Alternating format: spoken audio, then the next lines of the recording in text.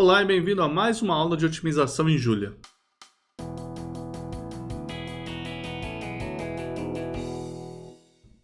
Na aula de hoje a gente vai começar a falar sobre o método para resolver os problemas de otimização linear, o famoso método simplex. Nada de implementação ainda hoje, mas a gente vai entender toda a teoria que leva ao método. Então é bastante divertida essa aula. Então senta aí, pega um caderno e se prepara. Vamos usar essa daqui, bem melhor. Então a gente já sabe algumas coisas sobre o problema, né? Primeiro, a gente sabe que a forma do problema que a gente vai resolver é minimizar C transposto X, então a minimização, é linear, C transposto X, ou restrição a X igual a B, X maior ou igual a zero, tá? Então a gente vai fazer a minimização dessa maneira.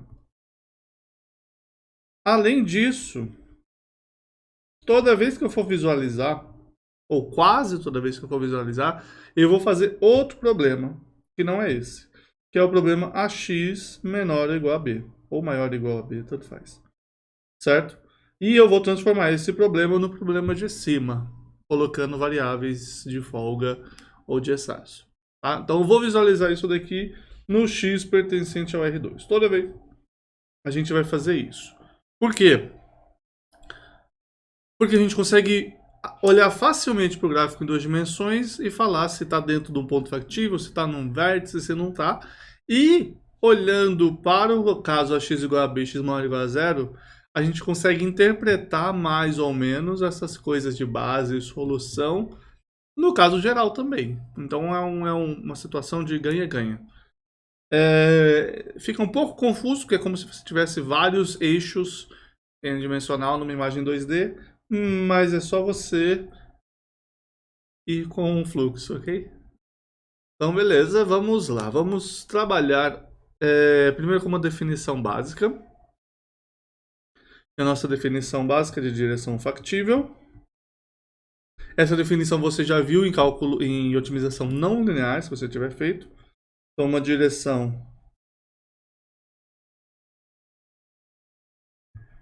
factível. Aqui, originalmente, eu vou colocar, a gente estava em otimização não linear, x pertencente em ômega. A partir de x factível. Bom, x factível a gente sabe que é x que satisfaz as restrições, tá? Então, x pertencente a ômega no caso geral, a x igual a b, x maior ou igual a zero no caso que a gente está considerando ali em cima. Então, uma direção factível a partir de x é uma direção D tal que existe um valor alfa positivo tal que x mais alfa t pertence... D pertence a ômega para qualquer alfa entre 0 e alfa barra. Então aqui, o que eu quero dizer com uma direção factível é essa direção é factível se eu consigo andar nela alguma quantidade e tudo que eu andei até esse ponto está no conjunto. Tá? Então, no caso geral, você teria, no caso geral aqui, se você tem este ponto X e você tem essa direção D, ela é factível porque você consegue andar até aqui na borda. Então não é um problema. Tá? Qualquer direção aqui é factível. Todas as direções nesse ponto do R2 seriam factíveis. Isso é interessante. Qualquer direção do R2 factível nesse ponto. Se eu estiver em cima da borda, é onde fica interessante. X pertencente ao R2. Você tem essencialmente uma tangente aqui e você consegue olhar para pontos muito próximos da tangente,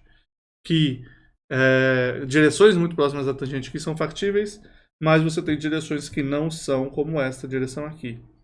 Não importa o quanto você diminua a direção, você sai do conjunto, então ela não é factível. No nosso caso, das restrições ax igual a b, x maior ou igual a zero, direção D vai ser factível se o quê?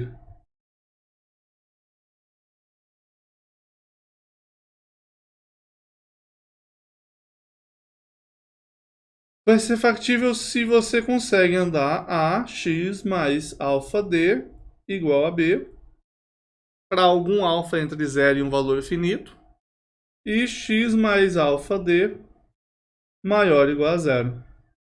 Ou seja, você tem alfa AD igual a b menos ax, só que b menos ax é 0, porque a x é factível. Então a x é igual a b daqui, certo? E o alfa, como é um valor positivo, quer dizer que o AD é 0. Então você tem uma direção que satisfaz um outro sistema, não tem x envolvido. Interessante. E o seu alfa D tem que ser maior ou igual que menos x. Só que se eu estou andando alfa positivo, certo? Isso quer dizer que D tem que ser maior ou igual que menos x sobre algum alfa. Menos 1 sobre alfa vezes x. X é maior ou igual a 0. Se for 0, eu estou falando que D tem que ser maior ou igual a 0, certo? Então, se o xi é 0, lembrando que essas desigualdades todas, eu não falei isso, que eu falei uma vez no começo, tinha que assistir aquele vídeo. Essas desigualdades todas são desigualdades entre vetores, então a gente está olhando ponto a ponto, tá? Cada coordenada do vetor. Então, a coordenada i for 0, eu estou falando que o di tem que ser maior ou igual a 0. Só que se a coordenada i for positiva, o meu di tem que ser maior ou igual que menos 1 sobre alfa vezes um xi. Só que esse alfa é um valor entre 0 e um valor finito, certo? Eu consigo escolher esse valor finito para que eu ande uma quantidade adequada para esse valor de x. Então, se eu estou aqui, o 0 está aqui, o meu xi está aqui, a minha direção i pode ser para cá, certo? Ela pode ser esse tanto, é só eu diminuir. Então, isso daqui não ajuda em nada. Um valor real. Existirá um alfa barra, tal que isso daí é verdade. Beleza? Então, essencialmente, para ter uma direção factível, o principal, que é o mais interessante, é que eu tenha a direção D pertencente ao núcleo. Lembrando que essa definição de pertencer ao núcleo dá, tá bom? Além disso, se minhas variáveis forem 0, eu não posso ir para um lado negativo, ok? Eu só posso ir para frente ou ficar parado. Então, beleza. Eu já tenho mais informações. Então, como a gente viu, eu falei lá em otimização não linear, você tem vários métodos para tentar resolver os problemas de restrições e você tem casos que simplificam ou complicam. E o caso linear, né, o caso com restrições lineares ou caixas, era o que simplificava bastante, você conseguia tirar muita informação. E aqui é justamente esse caso, linear e com caixa. Você consegue fazer vários comparativos, você consegue usar exatamente a mesma teoria que a gente fez naquele caso para chegar em várias conclusões aqui. A gente está querendo evitar isso para que você não seja obrigado a assistir essencialmente o que são 25 aulas antes de chegar na parte com restrições lineares. Mas eu recomendo, se você tiver tempo, assistir as aulas não lineares. Eu prefiro primeiro as não lineares e depois as lineares, mas é isso aí. Então agora a gente vai ver um pouco de exemplos para poder falar sobre resolver o problema. Eu quero meio que intuir onde é que vai estar essa solução. E eu quero falar um pouco sobre exemplos de pontos básicos e não básicos. E a gente vai usar como exemplo minimização de C transposto X, para algum C que ainda não interessa, porque a gente não está focado nisso, com restrições x1 mais x2 menor ou igual a 3, menos x1 mais x2 menor ou igual a 2. Estou tentando lembrar a coisa de cabeça, nunca dá certo. E 2x1, aqui eu quero dizer que é menos x2 menor ou igual a 4. X1 e x2 positivos. Se eu fiz isso daqui certo, isso é um grande se. 1, 2, 3, 1, 2, 3. Eu não preciso de um 4, mas já que estamos aqui. A primeira variável é x1 mais x2 igual a 3. Ela passa... Primeira variável não, primeira restrição. Ela passa aqui. Vou pintar de branco mesmo. A segunda é... Se você passa x1 para lá, x2 igual a 2 mais x1. Então começa no 2 e vai andando para o x1. Não importa exatamente como. A outra, x2, se você passa o x2 para lá e o 4 para cá. x2 igual a 2x1 menos 4. Então ele começa lá embaixo no menos 4 e vai andando de 2 em 2. No 2 ele zera. E ali anda duplamente para cá. Ele vai fazer isso. Na primeira eu tenho x1 mais x2 menor ou igual. Na segunda eu tenho x2 menor ou igual que 2 mais x1, então é para baixo. Na terceira eu tenho x2 maior ou igual que esse cara, então é para cima. Exercício, faça isso usando, descubra qual que é o seu lado de baixo, o lado de cima de cada uma dessas restrições, usando eu dei nome de gradiente, eu já não lembro, o gradiente dessa restrição, certo? Daqui é para ser A transposto X. Então pega esse vetor A, desenha em algum ponto do gradiente e verifica. Outro exercício, faça isso chutando pontos e verificando onde é que ele cai que está certo. Isso vai ser verdade. Bom, eu tenho isso daqui e o que eu falei para você. A gente ia fazer a visualização com AX menor ou igual a B, mas a gente ia transformar esse problema, e a gente vai fazer isso imediatamente, somando variáveis de folga, mais S1 mais S2 mais S3, igual a 3, igual a 2, igual a 4. Aqui, um truque que eu não falei para você ainda, que não vai ser essencial, mas fica de olho. Por que eu escrevi as restrições com menor ou igual, no lugar de maior ou igual? E por que eu, em alguns lugares, resolvi colocar menos x1 mais x2, 2x1 menos x2, se eu podia colocar o oposto dela? Tá? Por que eu resolvi fazer dessas maneiras? Só para você ficar já pensando a respeito disso. Não tem uma resposta boa agora, não me pergunte. Vou deixar para depois. Então, estamos aqui. A gente pode traduzir esta... Lembrando, a gente está para cima disso, a gente está para a direita disso. A gente pode traduzir esse eixo como x2 igual a 0, este como x1 igual a 0. A primeira restrição ela é dada como S1 igual a 0. A primeira não era essa daqui. S1 igual a 0. Essa é S2 igual a 0. E essa é S3 igual a 0. A gente já fez isso daqui tudo, tá? Nada disso daqui é novo, a gente já brincou com essas coisas. A gente definiu que uma base era um conjunto de m índices, tá? Então aqui a gente está com 5 variáveis, então n é igual a 5, e 3 restrições. Então uma base vai ser um conjunto com 3 índices, tá? Cujas variáveis que estiverem fora desses índices são todas 0, e as outras satisfazem as restrições, tá bom? Isso era uma solução base, quer dizer, isso era uma base da qual a gente pode tirar uma solução básica, ok? Então a base é isso, a gente escolhe 3 índices, definição exata a gente pede que elas sejam linearmente dependentes, para que a gente possa definir a matriz de base, que seja inversível, tá? Mas a ideia é que a gente está focando nessas variáveis. Nesse caso vai dar tudo certo. Então a gente tem 5 variáveis, a gente vai escolher 3 delas, vai zerar as outras 2 e vai tentar fazer elas ficarem factíveis. E vamos ver o que acontece em alguns casos. O primeiro deles vai ser este caso aqui.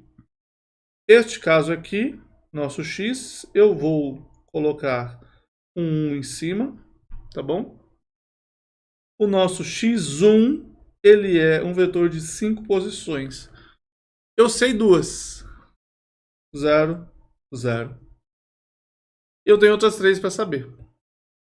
Tá? Quais são as outras 3 desse cara? Quais são as outras 3 variáveis? Eu sei que ele é x1 igual a 0, x2 igual a 0, porque eu coloquei ele ali. Quais são as outras 3? Bom, as outras três são, se você pegar esse sistema e você zerar x1, x2, vai sobrar 0, 0, S1 igual a 3, 0, 0, S2 igual a 2, 0, 0, S3 igual a 4. Então, isso daqui é 3, 2, 4. Então, veja, este eixo aqui, certo? Está dizendo S1 igual a 0. Quando você está nesse ponto amarelo, o S1 é 3. Esse daqui é S2 igual a 0. Quando você está nesse ponto amarelo, o S2 é 2. Esse cara é S3 igual a 0. Quando você está nesse ponto amarelo, o S3 é 4. Beleza? É mais ou menos por isso que a gente está pensando que é tipo índices. Quanto você se afasta para o índice do lado positivo, está aumentando o valor dessa variável. Vamos pegar outro ponto para a gente ver, outro exemplo. Vamos pegar este ponto aqui, que também vai ser mais ou menos fácil da gente calcular. Esse eu vou chamar de x2. O x2, ele é o ponto 1, 1. Eu peguei ele nos pontos 1 e 1. Esse cara, ele satisfaz todas as restrições, você pode verificar. E quando você substitui agora nessas restrições, nessas igualdades, você tem 1 mais 1 mais S1 igual a 3, isso quer dizer que o S1 é 1. Quando você substitui na segunda, você tem menos 1 mais 1 mais S2 igual a 2, fica S2 igual a 2. E no terceiro você tem 2 menos 1 mais S3 igual a 4, então S3 igual a 3. Esse é o nosso S2, é o X2. Vamos fazer mais um exemplo. Você pegar esse cara aqui, que é a intersecção de dois pontos.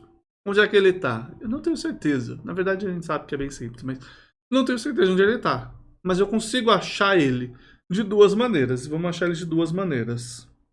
A maneira número 1, que é a maneira que eu não vou escrever, é a maneira tradicional, a maneira que a gente aprendeu lá em 1980 e pouco. Enfim, talvez não exatamente isso para você, mas a gente aprendeu há muito tempo que era, olha, eu tenho duas retas, elas fazem intersecção num único ponto, porque elas são... esqueci a palavra agora. Elas não são paralelas, então elas fazem intersecção num único ponto. Que ponto é esse? Intersecção de x1 mais x2 igual a 3 com menos x1 mais x2 igual a 2, tá bom? Que são as duas retas. Essas duas retas são fáceis de você calcular a intersecção. Ignora esses S1 e S2, eu não estou pensando nesse problema. Por isso que eu estou falando para você pensar nesse caso clássico de GA. Ou de GA que a gente chamava já no ensino médio, eu não sei. Ignora isso daqui, você tem igual a 3 igual a 2. Menos e mais, somos 2, fica 2x2 igual a 5. O x2 é 2,5. Substitui na equação original, x1 igual a 3 menos 2,5 e x1 igual a menos 2 mais 2,5. Que as duas situações dão igual, meio. A gente acertou a conta. Então a gente teria meio aqui e 2,5 aqui. Esse é o nosso ponto. Mas a gente também vai fazer isso daqui de outra maneira, que é este pontinho mágico, ele acontece quando S2 é 0 e quando S1 é 0. Então eu posso vir aqui e falar, olha, S1 é 0, S2 é 0, e acha, usando essas três equações, o meu outro ponto. Por acaso, o que sobra aqui nessa primeira situação? Exatamente o sistema que eu falei. Então você vai fazer o x3 sendo alguma coisa, 0, 0, alguma coisa.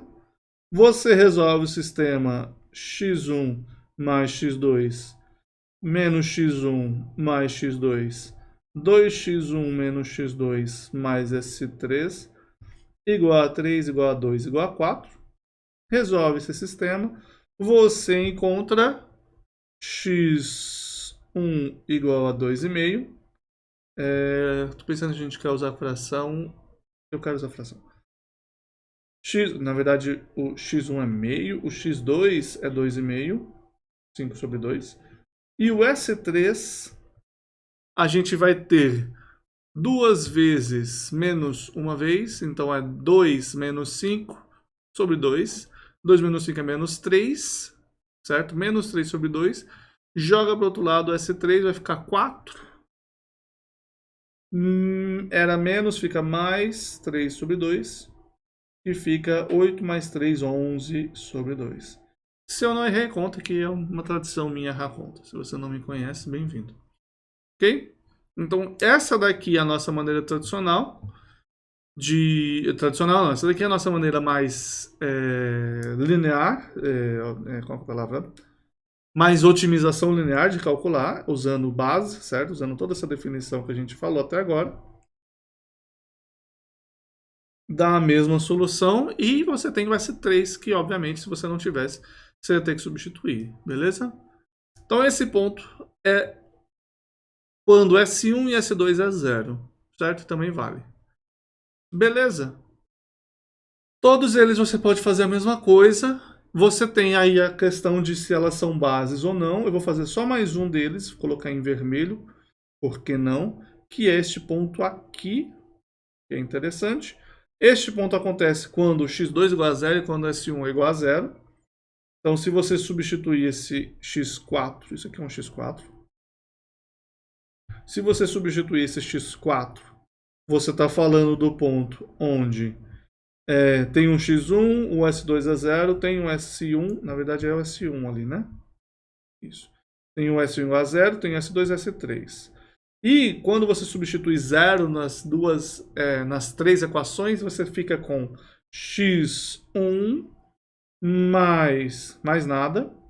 Você fica com menos x1, x2 é 0, mais S2, 2x1, x2 é 0, mais S3, igual a 3, igual a 2, igual a 1. Você fica com isso daqui. Você consegue resolver, essa é bem mais fácil de resolver do que a de cima. Você consegue ver que x1 é 3. Se você substituir, você tem S2 igual a menos 1. E se você substituir embaixo, você tem S2 vezes você tem 6. S3 igual a 4 menos 6 menos 2. Salvo se eu errei conta novamente. Então você tem 3, 0, 0, menos 1, menos 2. Olha o primeiro, 3x1 igual a 3 a gente já sabia. A gente conseguia tirar que x1 era 3 aqui, mas a gente quis fazer do mesmo jeito. Se você olhar o S2 e o S3, você vê que eu errei alguma conta. Sim, porque é menos, então fica 2 mais 3. Como é que eu sei que eu errei essa conta? A gente já vai ver. Então a gente vai ver que o S2 é 5 e o S3 é menos alguma coisa que eu já ignorei. O que me interessa são os sinais. Primeiro, por quê? Porque esses sinais quer dizer que não satisfaz essas equações. Certo? Isso é importante. E segundo, porque o S2 tem que estar para esse lado de cá para ser positivo. Então eu sei que aqui é positivo. E aqui está falando que tem que estar para o lado de lá para ser positivo. E está do outro lado e ele é negativo. E a gente calculou e viu que é verdade isso. Funcionou. Beleza? Então vamos dar nome para essas pessoas só. A gente definiu que a base vai ser a pessoa, os índices que a gente está usando para poder fazer o sistema, tá? Ou seja, a gente zera alguns índices, o resto é o que a gente está chamando de base. Então, nesse caso, tem 3 índices, tem 2 índices zeros, então você tem 3 índices que podem ser uma base. E aí essa base, a gente estava usando o B caligráfico, vai ser os índices 3, 4, 5. Atenção! Não vamos esquecer que eu estou trabalhando com um x, que no fim das contas é um vetor de 5 dimensões. Estou usando S1, S2 e S3, porque é como a gente está usando, mas na prática a gente vai usar x1, 2 até 5, tá? Então, os índices são relacionados a esse cara. Então, isso é base. Então, é base. A base é esse cara e é factível. A gente chama de solução básica factível. X2 tem 5 índices que não são diferentes de 0, então não é base. Não é base. Ok? Ou básica. Não é básica, é uma solução que é um ponto que satisfaz as restrições. Solução, porque satisfaz a x igual a b. Factível, porque satisfaz as restrições todas. Então não é solução básica, mas é uma solução. O x3 é solução básica factível, SBF. E o x4 é solução básica não factível. Quando eu não souber ou não for interessante me questionar se é factível ou não, eu falo solução básica. Se eu puder ou quiser falar que ela é não factível, eu falo que ela é não factível. A mesma coisa para factível, tá? Nesse caso a gente calculou e vamos falar o máximo que a gente puder. Fantástico? Todos felizes até aqui.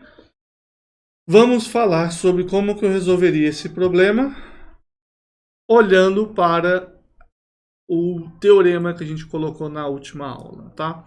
Então o teorema falava o seguinte: se você tiver uma solução, você vai ter uma solução no vértice, tá? Esse é o teorema fundamental. Se você tem uma solução, você tem uma solução no vértice. E a gente sabe que o vértice quer dizer base. Então a nossa preocupação toda é qual é a base que tem a solução. Ok? Então a pergunta toda é: eu consigo ver se eu estou na solução sabendo que eu estou no vértice?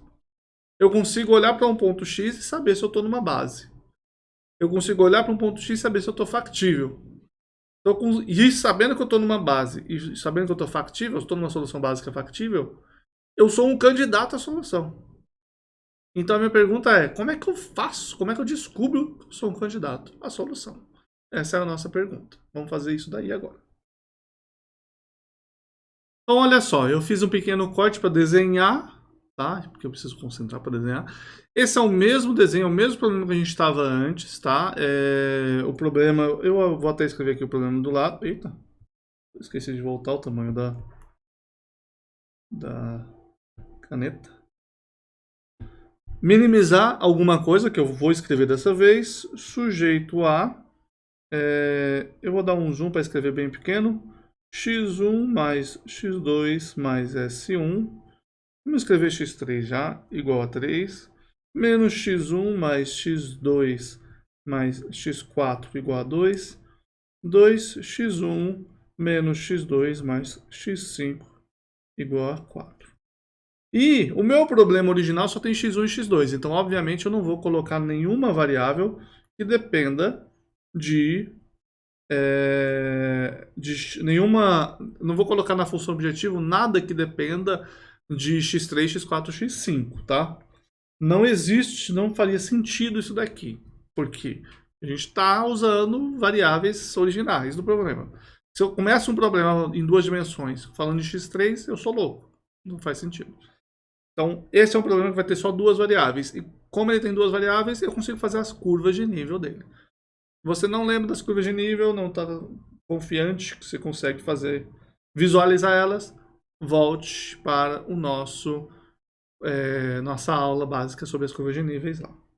Então, vou minimizar, eu vou escolher como eu quero minimizar, só para ser divertido para mim, essencialmente. O problema vai ser menos 3x1 menos x2. E as curvas de nível aqui eu consigo calcular baseado nesse vetor menos 3, menos 1. Esse vetor menos 3, menos 1 ele está apontando para... Eu não vou conseguir mostrar exatamente aqui para você. Ele está apontando para baixo, essencialmente, tá? Como se eu estivesse apontando para lá. Então, esse é o gradiente da função objetivo. Ele cresce para lá. Então, ela decresce para o cara menos 3 e menos 1, ou seja, por 3 e 1. Tudo isso para dizer que a nossa função objetivo, ela vai, eu vou apagar isso aqui daqui a pouco, ela vai decrescer nessa direção. Isso daqui é menos c. Tudo bem? Como é que as nossas curvas de nível vão se comportar? Vão ser valores ortogonais a isso daí. Então eu vou ter valores de valor, vou ter curvas de valor menor aqui, ela vai crescendo, e aí eu vou usando um laranjinha, Ela vai crescendo, vou usando um laranja mais escuro e assim por diante. Essas são nossas curvas de nível. Tá? Eu, inclusive, não vou nem apagar, vou deixar. Mas o que eu vou mostrar para vocês é exatamente essa mesma coisa em Julia. Então, esse notebook vai ser o primeiro notebook dessa aula que eu vou deixar disponível, tá? Já que eu vou usar ele um pouquinho mais. Tem exatamente esse cara. Aqui eu fiz, para poder fazer o desenho dessas curvas, eu não coloco as restrições, eu coloco parametrizado.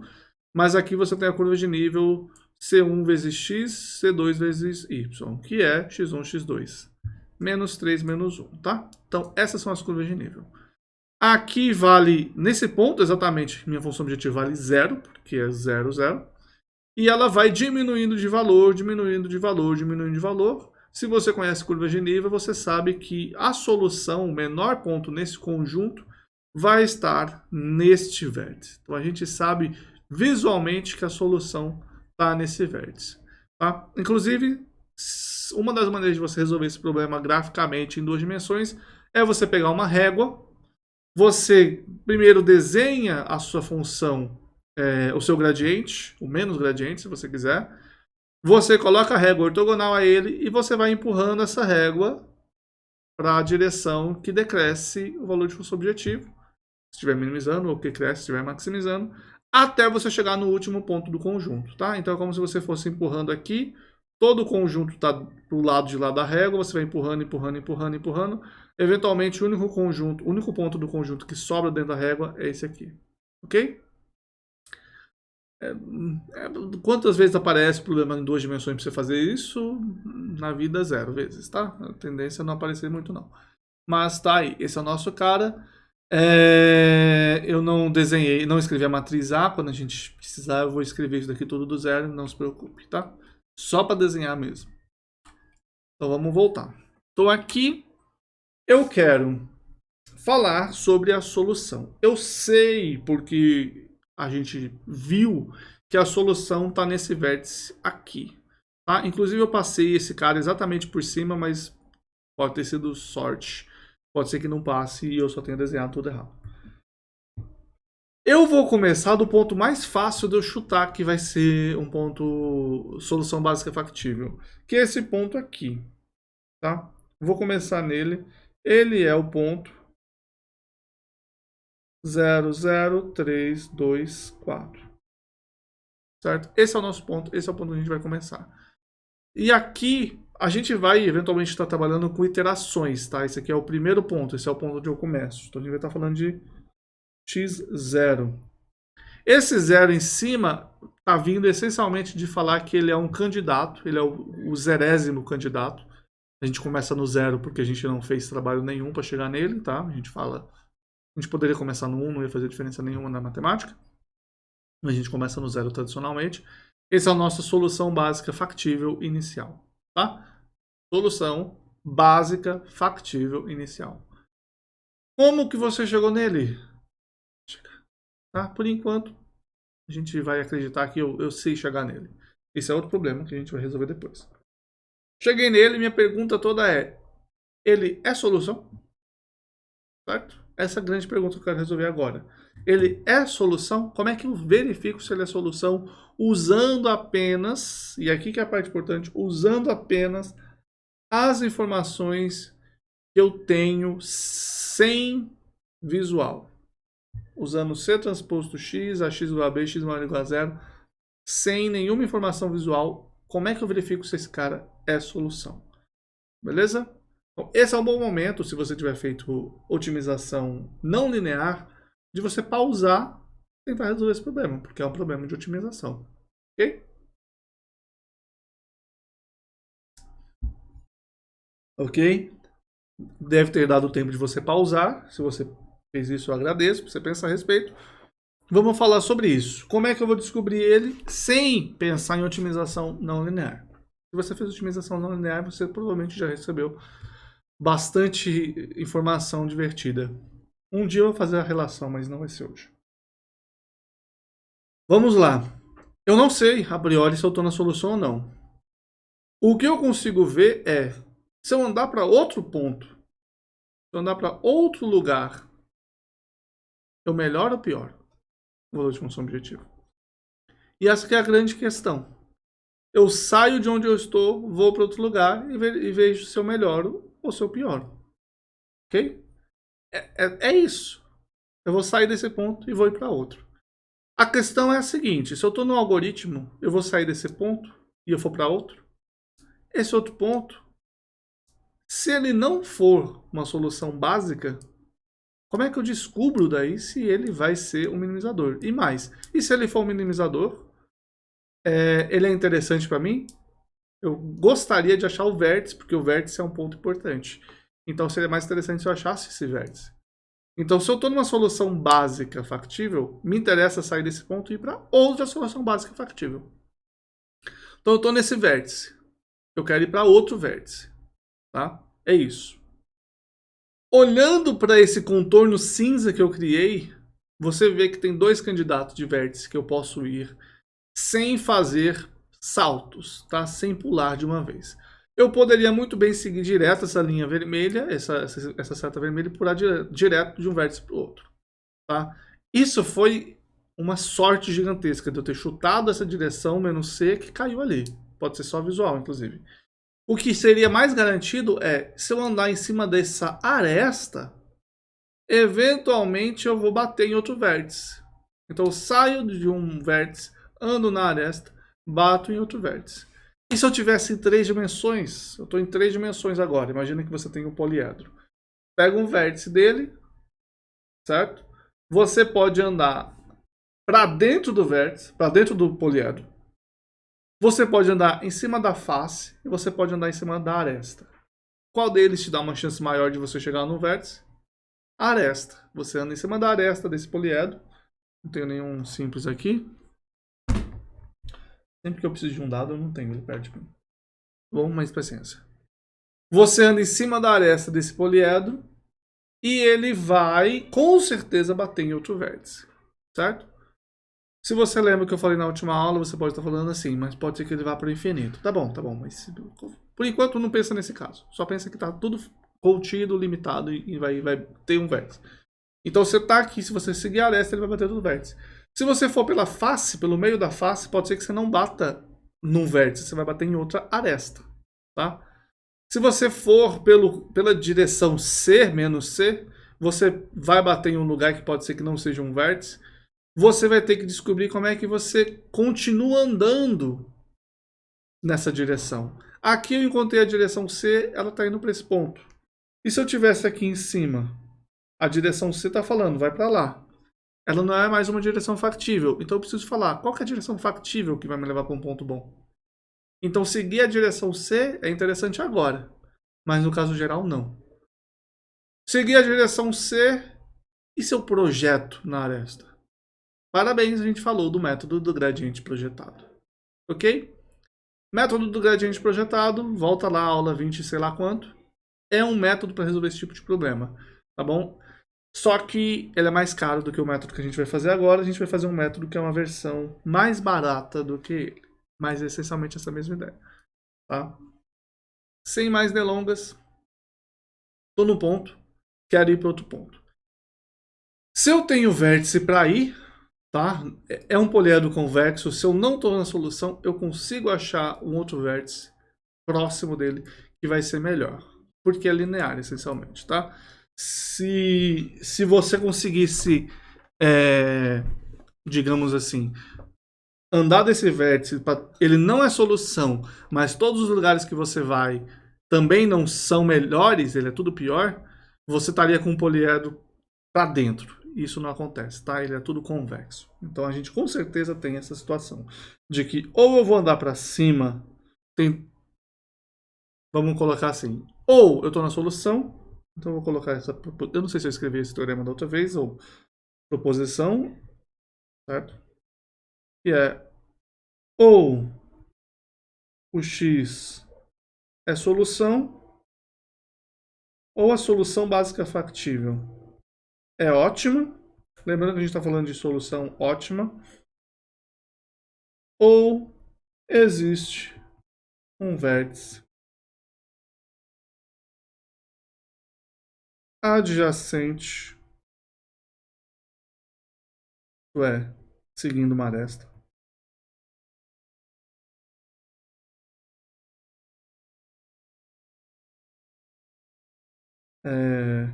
cujo objetivo não existe, objetivo é melhor. Ok? Falei de uma maneira confusa, mas agora que está escrito eu acho que está mais claro. Então, ou você está no vértice e você consegue mostrar que ele é ótimo, ou você consegue mostrar que você vai para outro vértice que é melhor.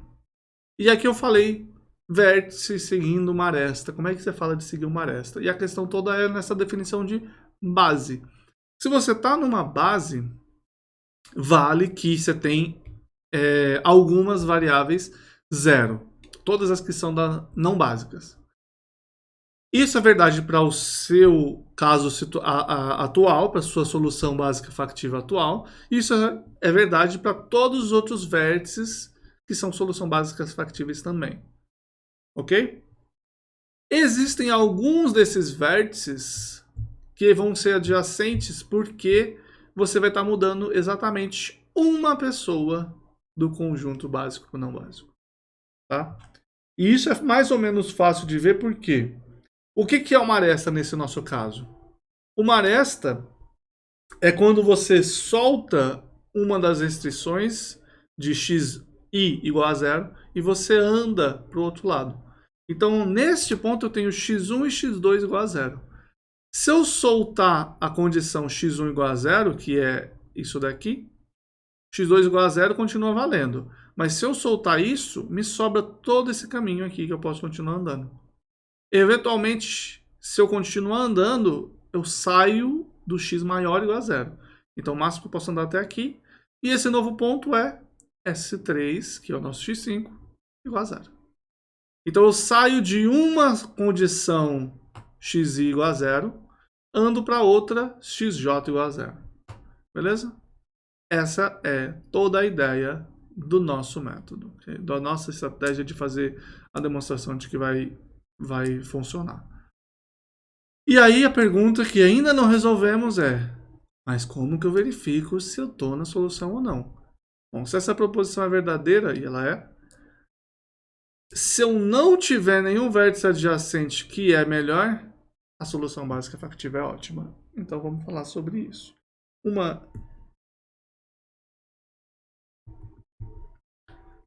Seja x solução básica factível, certo?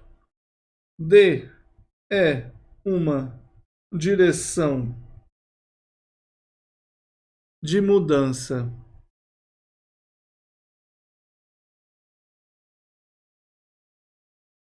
de vértice, ou essa é uma definição mais minha, tá? Ou direção seguidora de aresta. Eles não fazem toda essa definição, eu acho, né? Talvez façam. Ou direção seguidora de aresta, você pode falar de outras maneiras também, edge following, sabe? Alguma coisa assim, mas a ideia é uma direção que muda de vértice. Ela muda de índice também, tá? Faz mudar os índices da base. E aí eu vou falar o resultado já, mas eu vou explicar ele antes. Você tem, no nosso caso, x1, x2 igual a zero. Você vai soltar x1 e vai andar para o lado factível. Então o x1 tem que aumentar de valor. Então o x1 ele não pode mais ser não básico, porque ele aumentou de valor. Mas você bateu em outro lugar. Você bateu, minha mão está mostrando, né? Você bateu no x2, no x5 igual a zero. Então esse aqui ficou zero. Então você estava numa situação que o x1 era zero, você saiu e foi para o x5 igual a zero. Tá vendo? A direção de mudança de vértice é uma direção que satisfaz isso. Tá? Se você sai de uma solução... Eu quero definir ela de uma maneira falando, porque se eu for falar realmente escrever isso é chatíssimo. E se você tem uma quantidade de índices... Quando você começou, você vai andar ela no máximo e você vai ter outra quantidade de índices com a diferença de 1 de um para o outro. Beleza? Então, se eu não quero definir dessa maneira, eu só quero dar o resultado logo. E vamos fazer o resultado logo para não ficar sofrendo, então.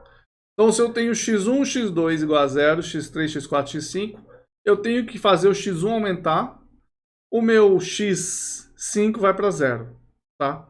Mas, o que está acontecendo é que o meu x1 tem que ser positivo, o x2 não pode ser, o D2, né, correspondente ao 0, não pode ser positivo, tem que ser exatamente 0, porque senão ia mudar o 2 também. E o 3, 4, 5 não faz diferença. Só que ela tem que ser factível, certo? Então eu preciso que o meu D1 seja positivo e, para simplificar as contas, eu vou falar D1 igual a 0. Se existe um índice J pertencente às não básicas, ficou horrível esse N, eu já esqueci como é que era o N que eu estava fazendo o caligráfico, é assim, eu fazia assim. Então, se existe um J em N tal que DJ é 1, DI é 0 para qualquer I em N que não seja o J, e D é factível. Certo? Essa é a definição dela ser uma direção de mudança de vértice. Tá? A gente poderia generalizar e falar DJ estritamente positivo, mas a gente não precisa. A gente fala só isso daqui. Então, se eu andar nessa direção, eu estou pegando uma variável que é 0 e estou aumentando. E como ela é factível, ela vai continuar dentro do meu conjunto. Certo? Eu falei que é uma direção de mudança de vértice, tá? Mas pode ser, naquele caso extremo, que ela vai embora para o infinito, se não for fechado. Mas nos casos que a gente está focando, ele vai ser limitado, então ele vai eventualmente bater em algum lugar. E o que eu estou dizendo para você é que ele bate num vértice, ok? Então, note que se a minha matriz A ela é separada entre a parte básica e a não básica, lembrando, a gente está ignorando a ordem das colunas para ficar fácil. A minha matriz, meu vetor B, meu vetor X vai ser separado em XB e XN, e D vai ser separado em DB e DN. Então, o que acontece? D factível implica que AD é 0, que implica que BDB no caso, mais NDN é 0. Beleza? Certo? Ou seja, você tem BDB igual a menos NDN. Só que DN, ele tem um único elemento que é 0, que é não 0, que é igual a 1. Tá? Então isso daqui é menos a nossa matriz AN1, AN2, até um AN, eu tenho N elementos, menos N da base, não precisava ter feito isso, mas já foi. E o meu vetor D, ele tem essa mesma coisa, dN1 tem um DJ que sobra, e um dN, N-M. Certo? Um único elemento deles é 0. Não 0, quer dizer. Meu, que difícil falar hoje. Você tem, pela definição que eu coloquei aqui em cima, para poder que ele não mova as outras variáveis, apenas uma, você tem um DJ igual a 1 e o DI igual a 0 para todos os outros caras dos não básicos. Então vai sobrar exatamente uma coluna, que é a coluna menos a J. Ok? Então a gente tem aí montado quem que é nosso vetor DB, que vai ser dado por esse sistema linear aí. Note que é o mesmo sistema linear para achar XB, tá? Então a gente tem BDB igual a AJ, a matriz B é a matriz que a gente usa, ou pelo menos teoricamente ela está lá sendo usada para definir XB. Então a gente tem BDB igual a menos AJ, a gente sabe quem que é o valor de DB. Se um desses DBs for negativo ou mais, você vai andando, quer dizer que uma das variáveis vai diminuindo. Eventualmente essa variável diminui e bate no 0. E aí você sabe onde que você não pode andar mais. Mas antes de falar nisso, agora a pergunta é, a gente sabe a direção, eu vou andar nessa direção e vai diminuir o valor de função objetivo? Então lembra que o valor de função objetiva, nossa função f de x, se você quiser, ela é C transposto x. X está fixo, nossa direção está fixa. Então eu estou perguntando, quando eu estiver andando na direção x mais alfa d, isso vai estar melhorando ou não o valor de função objetiva, certo? Estou fazendo um C transposto x mais alfa d. Só que eu não preciso calcular isso, até porque eu não tenho o valor de alfa, que eu não sei quanto eu vou andar, nem importaria, na verdade. O que me interessa é se eu sair dali vai estar melhorando ou não. Então me interessa saber a derivada direcional nessa direção, que você pode calcular como a derivada em alfa disso daqui também funcionaria. Tá? E aí a derivada direcional, que enfim, a gente já definiu lá atrás a derivada direcional, vai ser o gradiente da f transposto d.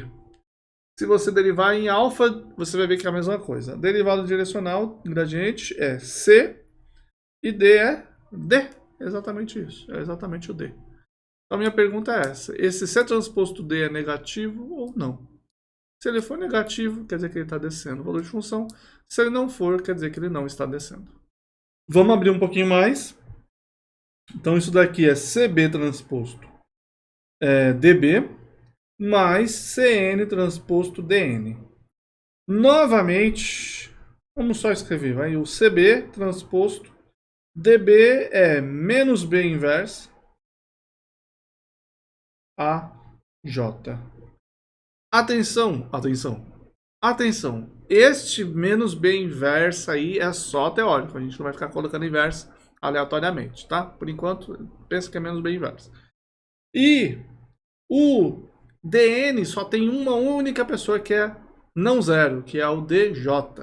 Então fica CJ vezes 1, que a gente pode escrever como CJ menos CB transposto B inversa AJ. Note que esse B inversa AJ é um vetor, tá? Então isso daqui é um produto interno de CB com o vetor B inversa AJ.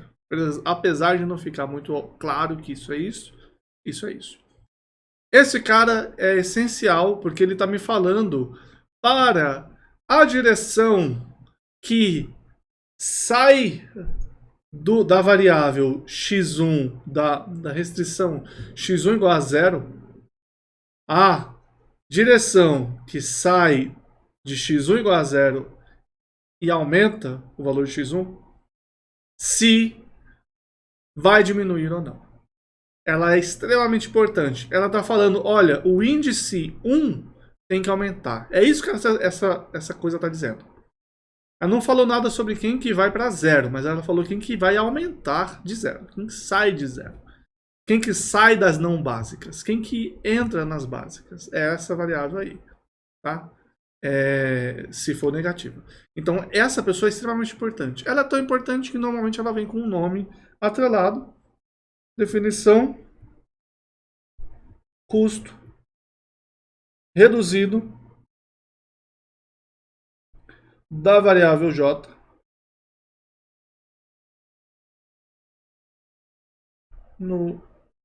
na base B. Tá? A gente coloca um CJ barra. CJ, às vezes ele vem como ZJ, eu particularmente odeio quando ele veio como ZJ, desculpa bazarar, mas enfim, CJ barra é mais agradável. CB transposto B inversa AJ. E o que a gente precisa fazer é justamente ver para todas as variáveis não básicas se tem alguma delas que tem esse CJ barra negativo, se o custo reduzido é negativo. E aí, se eu vejo que no ponto atual eu tenho CJ barra negativo, eu sei que eu não estou no ótimo e eu sei que se eu for na direção J é melhor. Então não só eu sei que não deu certo agora onde eu estou, como eu sei para onde eu tenho que ir. Inclusive é o que a gente queria na vida, né? Mas enfim. Sem filosofia por enquanto. Vamos continuar um pouquinho mais. Este CJ barra, né, por acaso. É um valor interessante, eu falei que é o custo reduzido da variável J. Eu já coloquei com índice porque, obviamente, eu quero fazer um vetor dos custos reduzidos. E o vetor de custos reduzidos é o vetor C barra. Ele tem N variáveis, certo?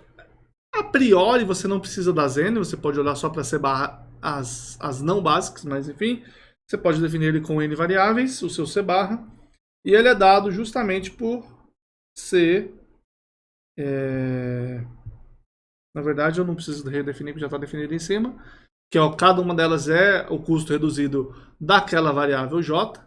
Pela definição dada acima, se você pegar J na base, isso é importante, se você pegar J na base, pela definição que eu dei acima, que veio de um certo lugar que faz sentido, e não faria sentido a gente pegar J na base, nessa definição que a gente veio, mas já que você é teimoso e quer fazer isso, né, vamos falar, vou fazer assim, não tô nem aí.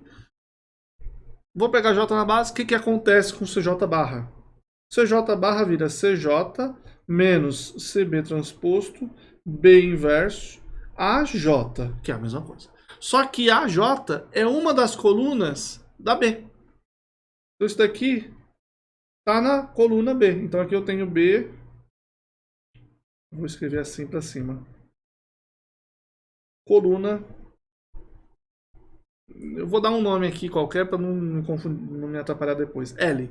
Essa é a coluna L da J, tá? Lembrando que tem a ordem das colunas e blá blá blá blá blá, não vamos sofrer, é a coluna L. Vou deixar assim, coluna BL. Você sabe que é da base. Que a base vai B1, B2 até BM. Então, na coluna BL. É essa coluna. Só que se eu estou fazendo B inversa essa coluna, a solução desse sistema vai ser só 1 naquele índice, no índice BL. Então, isso daqui vira 0, 0, 1, 0, 0 transposto. E aqui é no índice BL. Ou seja, vai sobrar exatamente CJ menos CB transposto e um índice EBL. Só que o índice EBL corresponde ao índice J fora da base, tá? Então isso daqui, na verdade, é CJ. E aí isso dá 0. É o que acontece, tá bom? Então o índice BL é igual ao índice J, só que ele está na base, enfim, é uma complicação de índices. Essa parte toda, inclusive a implementação é complicada por causa dos índices, mas espero que tenha sido claro o que eu quis dizer. A ideia é que se você está escolhendo um vetor do custo reduzidos para uma variável da base, esse CJ é 0 e ele não atrapalha nas nossas definições, então. Então você poderia olhar só para o CJ pertencente ao N. Mas, de uma maneira geral, a gente pode falar do vetor C barra como vetor com tudo. C barra é o vetor dos CJs, e eu tenho a definição do CJ individual. Eu consigo falar da definição vetorial? Sim. Talvez não fique óbvio, mas a definição é essa daqui. Então aqui, como eu tenho esse B inversa, uma coluna AJ, para poder juntar tudo de uma vez só, você pode mudar a ordem do produto, deixar AJ transposto, BA menos transposto, CB, e aí você coloca esse A transposto, BA menos transposto em evidência e sobra esse CB em todos os lugares. Do lado esquerdo você vai ter A1, A2, A3, todos eles transpostos, e é exatamente a matriz A transposta, tá bom? Não vou abrir isso daqui porque não acho que é necessário. Ou você acredita e fica feliz, ou você não acredita e abre e fica triste, depois fica feliz, tá bom? Porque abrir isso daqui é chatinho. Mas eu recomendo fazer, pelo menos no nosso exemplo lá. Eu digo abrir, né? Ver que um é igual ao outro. A ideia toda é essa, esse C barra é um C menos A transposto, B a menos transposto CB. Se você lembra do que eu falei, primeiro, B a menos transposto é a transposta da inversa, tá? Não é nada secreto aqui. Então, se você lembra do que eu falei em algum momento na nossa vida, a inversa é complicada. Agora eu estou falando de resolver o sistema, então, tá? Então, eu posso estar olhando para esse cara daqui e perguntando, e aí, que sistema que eu estou resolvendo? E você está resolvendo N sistemas, um para cada coluna. Obviamente, você pode ignorar as básicas e fazer uma para cada coluna não básica. São vários sistemas, tá? É uma maneira de você calcular isso daqui. E se você calcular o CJ barra dessa maneira, é isso que você estaria fazendo. Você estaria calculando um sistema para cada J no N. E isso é meio carinho. Alternativamente, então vou colocar aqui, isso aqui é certinho. Alternativamente, se você usa a forma vetorial do CJ, você pode olhar para esse B a menos transposta CB. Você pode definir ele como Y. E isso quer dizer que você calcula isso como B transposta Y igual a CB. É um sistema só. E embaixo você calcula C barra como C menos A transposta Y. Se você fez usando a definição de otimalidade de otimização não linear, você chegou nesse C menos A transposta Y há um tempão, e aí você está olhando assim agora, ok? Y, apesar de eu só ter, se você não faz na ordem não linear, você não vê isso por muito tempo, mas o Y é o vetor de multiplicadores de Lagrange, tá? Eu gosto de falar dele, então esse Y são os multiplicadores de Lagrange, ou o vetor de multiplicadores de Lagrange. E ele também é chamado de vetor dual. Certo? Vetor dual, aí sim, porque a gente vai falar do vetor dual no futuro, sim, mas por enquanto é melhor ignorar o que quer dizer esse dual aí, ok? Vai ser divertido também, não se preocupem. Então, tudo isso para a gente chegar no seguinte ponto. Dado X SBF com base B, você calcula Y como B a menos transposta CB, calcula C barra, C menos A transposta Y. Inclusive uma coisa, dependendo de quem você está seguindo, eles gostam de fazer isso daqui tudo, esse C barra como um vetor linha. E aí, como eu falei para você na aula 0, eu detesto vetor linha, eu gosto de vetor coluna. Então fica A transposto Y. Se você viu algum Y ou W, né, vezes A, é porque a pessoa está fazendo em linhas e a gente não vai querer fazer isso. Se o C barra é negativo, então X não é, ou na verdade X barra negativo não, se existe J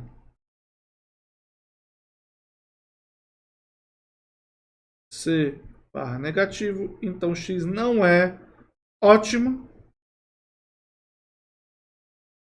e a direção ou a base acrescentando J, removendo alguém não definido ainda,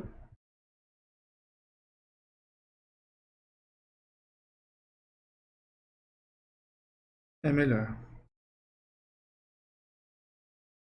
Aqui a gente teria a seguinte escolha se a gente não soubesse o que fazer. Você fala, olha, eu preciso aumentar x1. Eu tenho 3, 4 e 5 que tem que ir para 0. Você poderia fazer o quê? x2 já é 0. 0 é x3. 1, 2, 3. 3 pessoas. Vê se é base, primeiro, porque pode ser que seja singular. Você vê se é base tentando resolver o sistema para ver qual que é o xb. Se for todo positivo, beleza, é um vértice. Se não, tenta esse outro. Você vai tentar fazer 1, 3, 5. É todo positivo? Não. ou sim e decide, senão você tem, eu me perdi aqui, assim, ok? 1, 3 e 4, vê se é todo positivo e vai. Ou seja, uma alternativa é você pegar cada valor da base, você tentar zerar ele, você tentar resolver o sistema e você ver se o sistema, se a solução que você encontrou, que é uma solução básica, porque você está calculando a base, você vê se ela é factível. Se ela for factível, fim, você achou um vértice novo, certo? Que é uma solução básica factível, ok? Tecnicamente, teoricamente, você vai achar pelo menos um desses. É uma maneira. Essa é a maneira ruim, tá? Mas é uma maneira aqui de você achar esse vértice ainda. Então, se você existir um C barra menor que zero, então x não é ótimo. X é a solução básica factível. E a base acrescentando J, removendo alguém não definido ainda, é melhor. Então a gente consegue saber se ele não é básico. A pergunta é, e se o CJ for todo positivo, eu consigo afirmar que é solução? Sim ou não? E aí vem o teorema. Certo?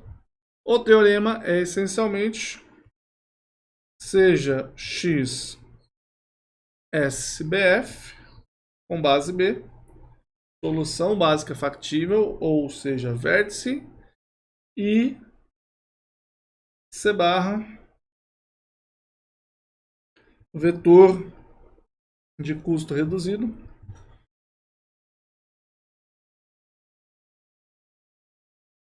se C barra for todo positivo ou zero, x é ótima,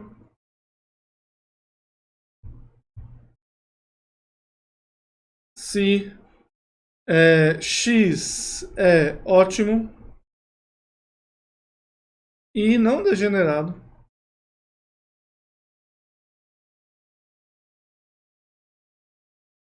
então C barra é positivo. Então a resposta é sim, a gente pode olhar para este cara, sim. Ok? A gente pode olhar só para o C barra. Ok, estamos caminhando para o final agora, então um pouco mais de trabalho, a gente tem tudo. Então vou fazer mais uma definição. A gente ainda está falando desse ponto, que é uma solução ótima, né? E a gente vai falar da base B. Vai falar que a base é ótima se você tem as duas propriedades que a gente queria, que é B inversa B é maior ou igual a zero. E esse vetor de curso reduzido, que é o C menos A transposto B a menos transposto CB maior ou igual a zero. Lembrando que esse daqui é o nosso XB, tá? Então, se a gente está falando de uma base ótima, a gente já está falando que ela ela não singular, então a inversa existe. O XB é o vetor associado, né, o ponto associado, o vértice associado. Quer dizer, as variáveis básicas do vértice associado. Então a gente está falando que ele é maior ou igual a zero, ou seja, ele tem que estar factível. Por definição, xn é zero, então também é maior ou igual a zero. O C barra é o vetor de custos reduzidos. Ele pode ser definido só sabendo a base também. Então tá aí, você tem essa coisa maior ou igual a zero. Então você consegue falar só da base, olhando só para os vetores que você tem, se uma base ela é ótima ou não, tá? E tá aí o nosso caso, a nossa base ótima está definida dessa maneira. Bom, primeiro, até aqui a gente está super feliz que a gente viu uma maneira de olhar para o ponto e ver se ele é solução ou não. E a gente tem uma maneira de calcular uma nova direção. Então, vou fazer um exemplo numérico agora, mas eu não vou escrever, já escrevi bastante. Vamos colocar ele no nosso código, tá? Então, aqui a gente está trabalhando com essas restrições. Então, só para relembrar as restrições, eu vou escrever elas aqui novamente. Vou fazer um corte para você não precisar ver. Então eu fiz aqui o sistema, o problema, na verdade. Então a gente está minimizando menos 3x1 menos x2 e as restrições x1 mais x2, já fiz errado, aqui era para ser igual. Não se assuste com esse código horrível. Eu fiz para ficar bonito aqui, não lá.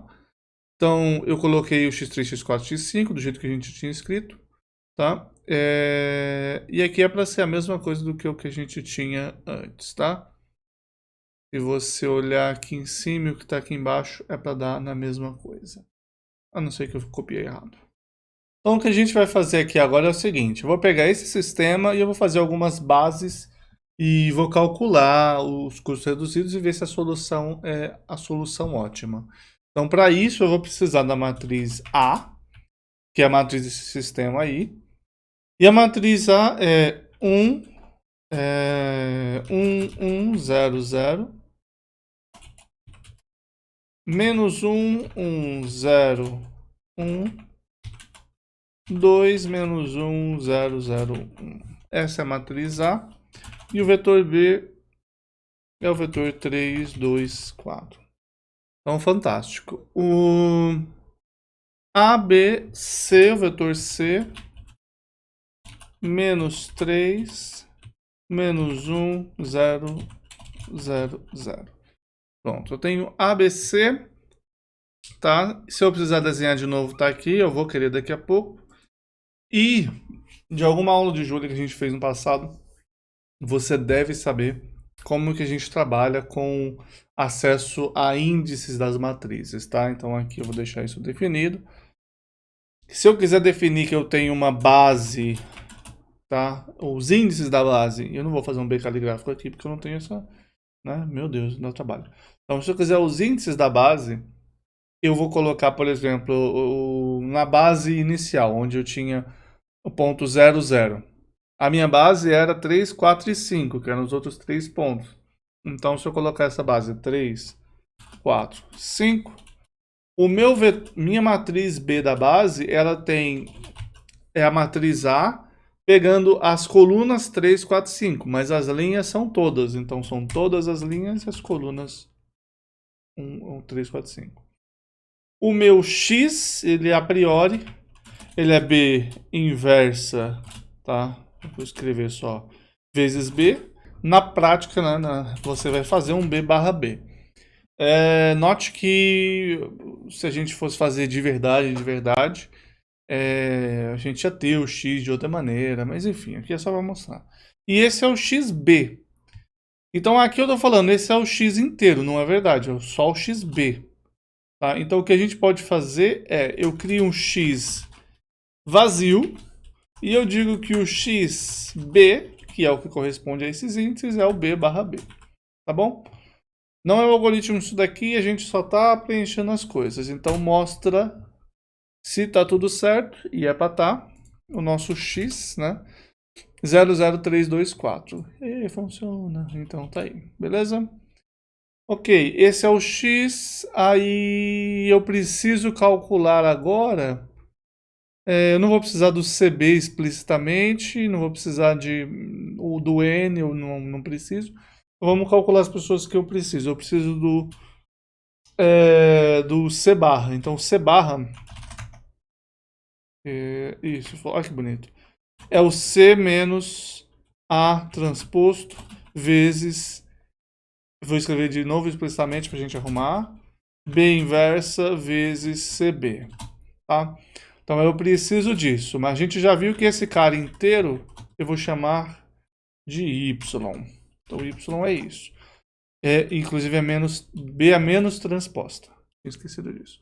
E aí o B a menos transposta CB, ele é B transposta barra invertida CB, que da mesma maneira são os índices B, os índices dessa base do vetor C, tá? Então esse é o Y, esse é o C barra. Roda, esse daqui é o nosso C barra, que é negativo em 2 pontos, tanto no primeiro quanto no segundo índice. O que significa? Não é ótimo, e se eu pegar tanto nesta direção quanto nesta direção, ele está indo para o lugar certo.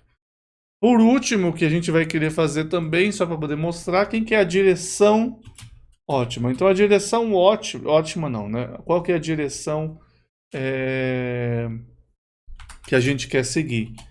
Então aqui eu vou colocar 1 só para mostrar. Então eu faria um vetor de zeros. O índice 1, ele vira 1, o resto continua 0. E os índices do DB, certo? Ele seria, que são os que vão mover as variáveis básicas, pelo menos uma delas, idealmente para 0. Ele seria o B a menos 1 vezes AJ. De novo, B a menos 1, B barra, a J é a coluna J. Todas as linhas da coluna J. E aqui DB quer dizer os índices IB. E aí eu estaria andando nessa direção. 1, 0, 1 menos 1, 2. Quer dizer que se eu pegar nessa primeira direção, J igual a 1, tá? Ou seja, eu estou pegando a primeira variável, o x1, e estou colocando ele na base, eu estaria andando nessa direção, eventualmente o x4 ia ser decrescido até 0. Vamos ver se isso é verdade. Então lembra que no gráfico eu tenho esta daqui é x2 igual a 0, esta daqui é o x1 igual a 0, esta daqui que vem descendo é a x3, esta daqui é a x4 e essa é a x5. Então o 1, 0, era isso mesmo, né? 1, 0, eu posso ter feito na ordem errada, inclusive. Mas aparentemente não. 1, 0, ele está falando que eu vou nessa direção aqui. E o que ele está dizendo é que se eu for nessa direção, eventualmente eu vou bater nesse ponto. Esse deveria ser o x5. Então tem alguma coisa... Ah, sim, era menos. Olha só. Era B inversa menos AJ. Eu esqueci desse menos aí, já ia dar tudo errado, você viu, né? Então, ao contrário. A variável x3 e a variável x5 que vão se aproximar do zero. Uma delas antes da outra. Então, a variável x não está anotado, mas a variável era 3, 2, 4. Depois de 3 passos nessa direção, essa daqui vai para 0. E depois de 2 passos nessa direção, essa daqui vai para 0. Então, o x5 vai bater primeiro. Então, olha só, se eu vou nessa direção, eventualmente eu vou bater neste ponto, ok? Vamos fazer essas brincadeiras aqui dessa seguinte maneira. Eu vou fazer desenhos, eu gosto de desenhar. Você deve ter percebido se você assistiu outras aulas minhas. E a primeira vez que a gente mexe substancialmente no Julia, fazia tempo, já estava cansado. Fiz este desenho aqui. E eu vou desenhar isso usando isso daqui. Repete esse cara. Deixa a base ali em cima. Vou desenhar tudo. Mas eu vou acrescentar umas coisas. E o que eu vou acrescentar é o ponto XB. Então o ponto XB é o ponto... XB não, desculpa. O ponto X1, X2. Que eu vou saber onde é a base. Então X1 e X2 de cor, vamos colocar cor azul, tamanho 4. Naquela base 3, 4, 5, o meu ponto é este cara aqui. Azul ficou feio. Vamos colocar de vermelho, red. E quebrou alguma coisa aqui. O que eu fiz de errado? Attempt to access two element array at index alguma coisa. Ah, é por causa desse C aqui, ó. Esse C aqui tá errado. Eu posso apagar ele e deixar este C aqui. Pronto. Então eu não posso só copiar loucamente. Esse é o nosso vértice correspondente à base 3, 4 e 5, tá? A gente não vai desenhar os elementos, é só olhar para as restrições que não estão ativas. Então, 1, 2 está ativo, as outras 3 são base. Vamos desenhar também as direções. Então eu quero desenhar, e aí eu vou pegar esse cara aqui.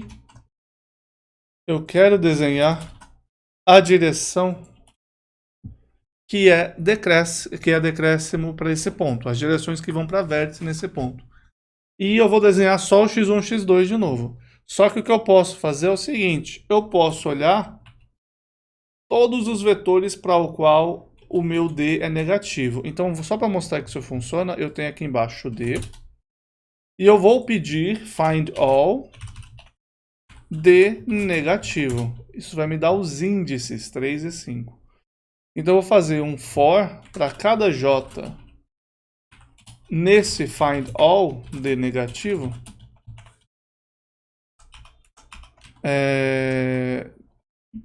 não é D, é C barra, desculpa. Porque é o C barra que diz a direção. Para cada J desses, é uma direção que vale a pena seguir. Eu vou calcular essa direção usando isso daqui e eu vou desenhar essa direção.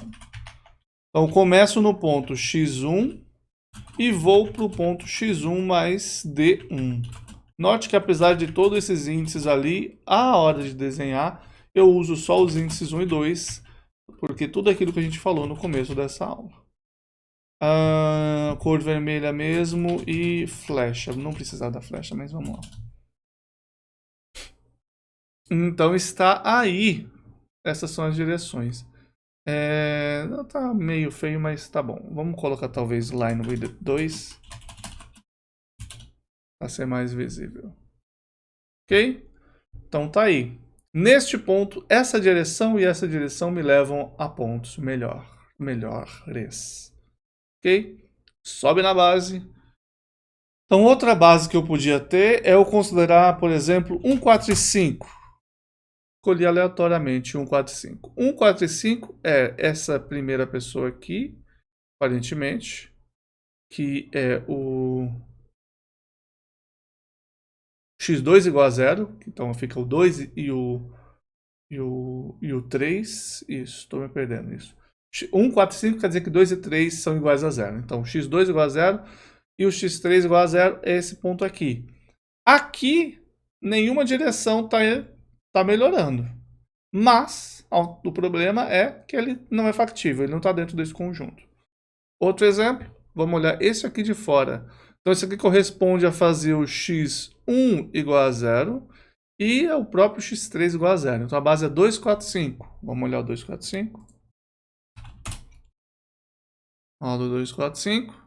Tá aí, 2, 4, 5. Se eu seguir o vértice, se eu seguir na aresta para baixo, é ruim. Se eu seguir na aresta para cá, no entanto, melhora. Então, funciona. Vamos pegar esse vértice daqui.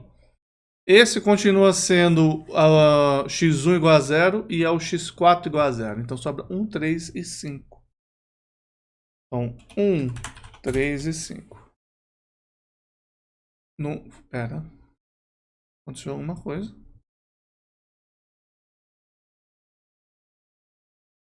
Alguma coisa aconteceu, que eu não sei o que é. Aconteceu alguma coisa que ele plotou fora. 1, 3 e 5 é x2 igual a 0 e x4 igual a 0. Não, desenhei errado. x2 igual a 0 é aqui e x4 igual a 0 é aqui. Então ele está lá atrás, está aqui fora. Aqui fora. Então é o 2, 3 e 5. Pronto. Nesse ponto aqui, ele está falando que só esta aresta é boa. Se a gente for nessa aresta, eu vejo que eu quero parar aqui, né? Eu não quero continuar seguindo, senão eu fico infactível. Então, eu paro aqui. Esse ponto, eu deixei a aresta, a restrição x1 igual a 0 e fui para a restrição x3 igual a 0. Então, o 3 sai e entra o 1. Beleza? O 3 eu bati nele, então eu saí daqui. E o 1 eu saí dele, então ele aparece aqui. Note que eu mudei a ordem, não faz diferença. Tudo bem? Não é um problema. Não tem problema nenhum mudar a ordem disso daí. Uma coisa divertida. E aí ele fala, vem para baixo. Fantástico. Se eu for para baixo, eu vou me afastar da x4 igual a 0. Então ela vai aparecer na base, a 4. E eu vou bater nessa daqui que é a 5. Então sai a 5 e entra a 4. E eu chego nesse ponto aqui. Ele está me dizendo que para baixo é negativo, mas não se preocupe, a gente vai ver aqui que se você calcular o C barra, ele vai me dar um valor 10 a menos 16, que é para ser 0. E o resto não é negativo, tá? Esse cara deveria ser 0 e os outros não. Spoiler, essencialmente, de quando a gente for implementar essas coisas. Qual que é um dos grandes problemas de tudo que a gente implementou até agora? E se você assistiu o cálculo numérico, você viu isso daqui em detalhes. Recomendo essa playlist. Precisão da máquina. Então eu vou resolver um sistema, vai ter um erro. Deveria ser 0. Mas ele é 10 a menos 16. Menos 10 a menos 16. Ele deveria ser negativo. Isso vai ser uma dor de cabeça, tá? Controlar essas coisas e manter tudo bonito é complicado. É uma das grandes complicações de implementar esses algoritmos de maneira eficiente. Então aqui, em vez de eu olhar para find all menor ou igual a 0, eu vou colocar find all menor e eu talvez deveria arredondar todo mundo que tiver menor que 10 a menos 8. Seria interessante. Mas uma maneira simples de fazer isso é colocar todo mundo menor que 10 a menos 12. Menos 10 a menos 12. Ele tem que ser suficientemente negativo para eu achar que ele é negativo de verdade. E aí ele fala, essa é a solução. E agora funciona. Ok? A última pessoa que a gente não passou que era factível era essa daqui. Então, só para falar, a gente tem a 5 e a 2 ativas. 5 e 2 ativas, sobra 1. Eu posso, inclusive, fazer essa conta. Ele sai o 2 e entra o... E entra o quê? E entra os 3, isso. Que é a que a gente deixou aqui de cima. Que é esse cara aqui. Beleza? Note que a gente podia ter vindo por aqui. No começo a gente podia ter vindo por aqui, para a direita ou para cima. No entanto, saindo daqui, todas as outras direções são únicas. Ou a gente vai para diagonal ou a gente vai para outra diagonal. E eventualmente a gente chega aqui. Beleza? Espero que você tenha se divertido. Vamos voltar para a parte escrita, só para finalizar. Qual a última coisa que a gente viu que acontece, que a gente precisa se preocupar? Olha, eu vou naquela direção, ela vai diminuir o valor de função localmente, tá? A minha questão é quanto que eu posso andar nessa direção. Se eu puder andar alguma coisa, quer dizer que é bom. Tá? Note que eu já coloquei um pequeno se aí, que vai dar problema, pode dar problema. Nosso novo vértice, então aqui, vamos escrever quanto eu ando.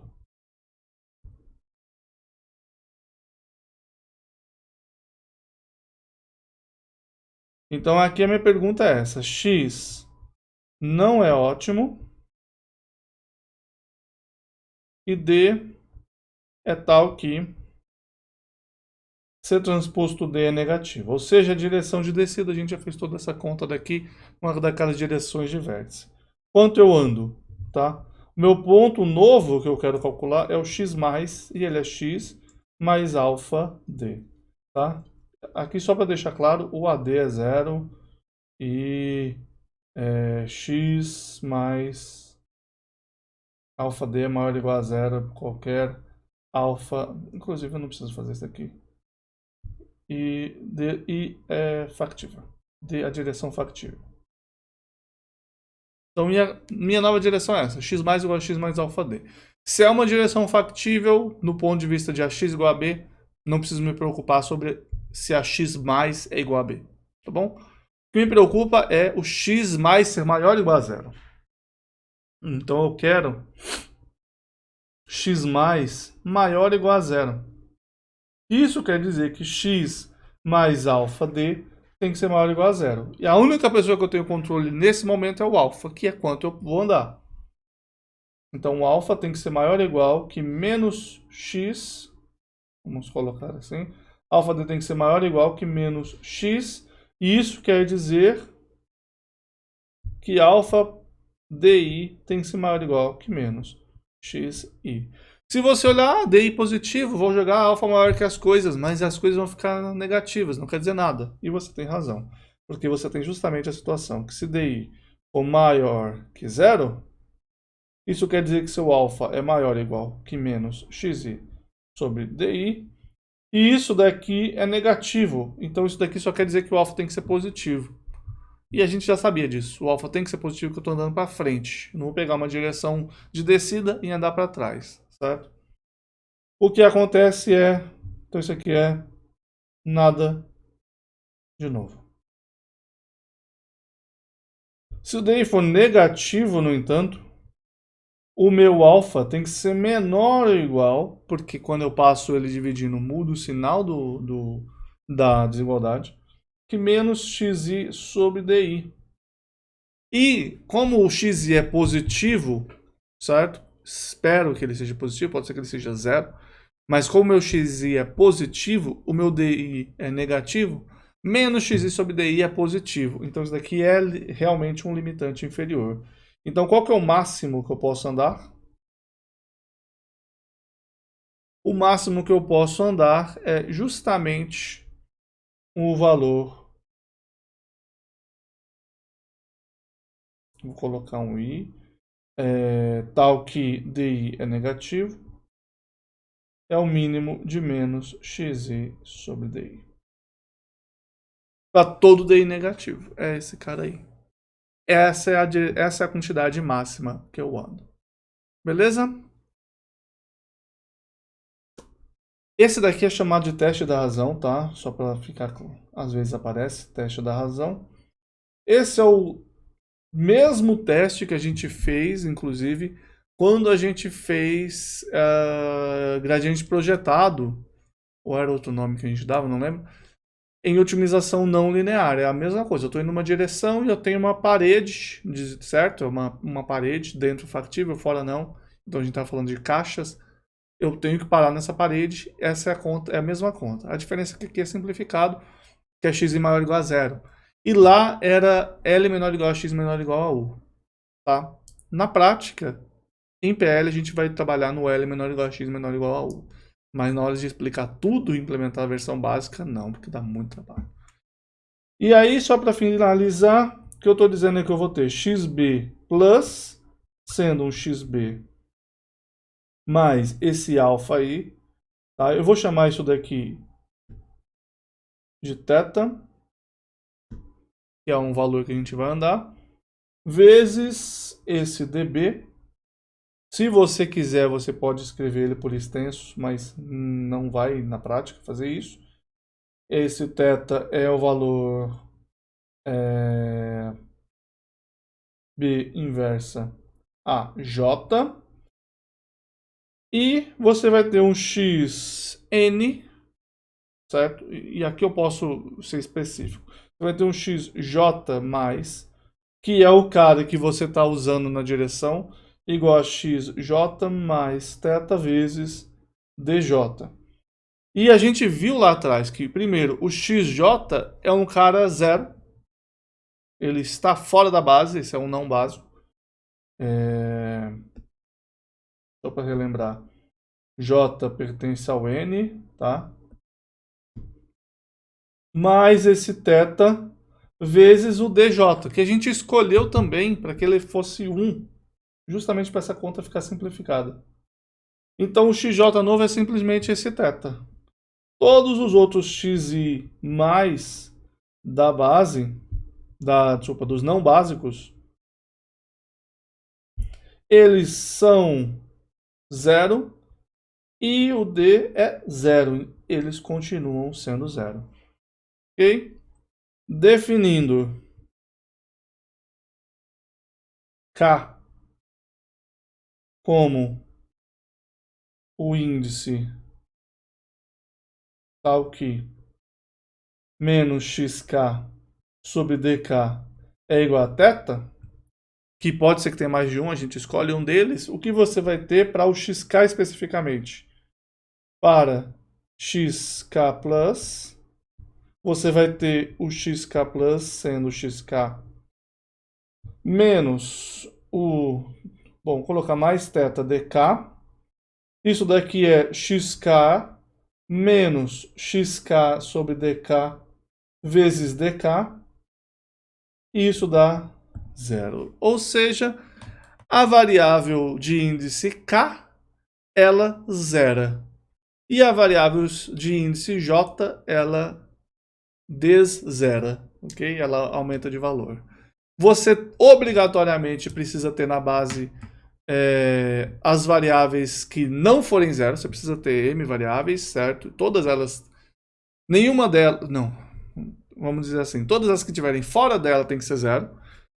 Então, se você tem, no caso que a gente gosta de trabalhar, que é o caso não degenerado, m variáveis positivas e as outras zero, Se uma das que são 0 vai aumentar, ela tem que entrar nesse conjunto. Por sorte, uma das que está dentro desse conjunto vai zerar. Então a gente tira. E aí a gente tem essencialmente como que funciona todo o método. Entra na base o índice J e sai o índice K. E é isso. A gente vai fazer exatamente isso. A gente vai ver que funciona. E foi exatamente isso que a gente fez, inclusive ali no nosso exemplo, tá? Se você não percebeu, eu fiz ele mais ou menos sem explicitar, porque eu queria deixar ele escondidinho. Mas é exatamente isso que a gente faz, ok? Então a gente pode agora pegar esse alfa que a gente calculou e colocar ele no código também, para a gente ver ele funcionando. Vamos lá. Em algumas situações ele vai aparecer, tá? Então eu vou aproveitar para desenhar de uma maneira diferente. Então tá aqui para este DJ, então para essa escolha que eu fiz, eu vou calcular o meu índice K. Então como que eu vou fazer isso? Primeiro, eu vou pegar um J maiúsculo aqui, que vai ser os índices, find all de menor que 0 agora. E eu vou fazer eu estou pensando se eu vou querer... Vou fazer isso, sim. Eu vou querer K, que é o índice que minimiza esse DJ. Eu estou tentando lembrar se argmin existe ainda ou se ele mudou desde que eu... D tá aqui, tá aqui. Argmin D, só para ver, é o índice 3. Tá, o argmin continua existindo. Então eu vou querer pegar esse cara que minimiza esse valor, que não é x, é xj sobre dj, ok? Então esse j aqui é um índice, nesse caso, vou copiar isso para vocês verem o que está acontecendo.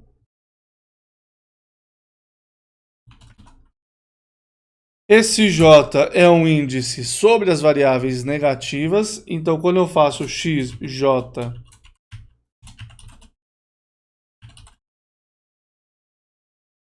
faltou um ponto barra.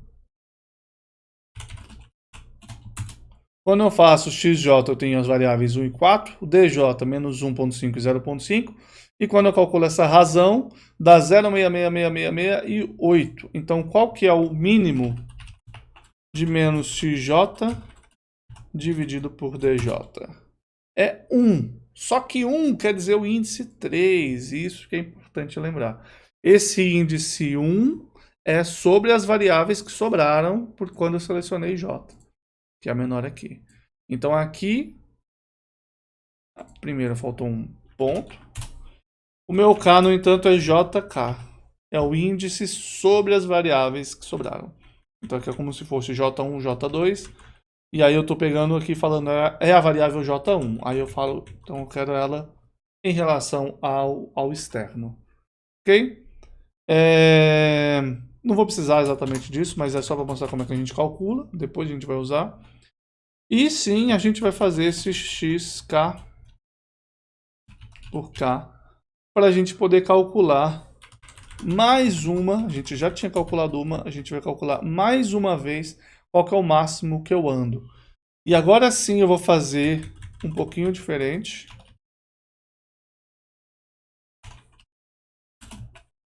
E eu vou colocar isso daqui de outra cor, eu vou colocar gold, eu acho, que é bonito. Eu vou desenhar agora, então nos casos, bom, no caso final, não estava no caso final, mas, bom. Então nesse caso aqui, eu estou falando, você vai andar até aqui apenas. Mas eu acho que um caso que vai ser interessante é o caso 3, 4, 5, que eu vou mudar de ordem, que não faz diferença, como eu falei para você.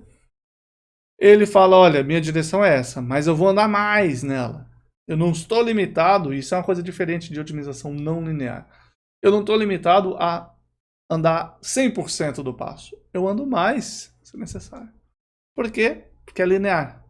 Então, se é linear, eu estou indo para uma direção boa. Tá? Enfim, vou até aqui, que é o novo vértice, tá vendo? E eu posso escolher um dos dois. Da maneira que eu escolher, não importa exatamente, eu vou para frente. Então vamos supor que eu vou escolher essa, vim aqui, eu saí... Inclusive, já que a gente está aqui, eu vou colocar um título das coisas. ou imprimir alguma coisa seria suficiente. Vai aparecer aqui embaixo, vai ser legal. Eu vou falar aqui que entra J igual a J. E aqui eu vou falar que pode sair K igual a K. Então, nesse nosso caso 1, entra J igual a 1.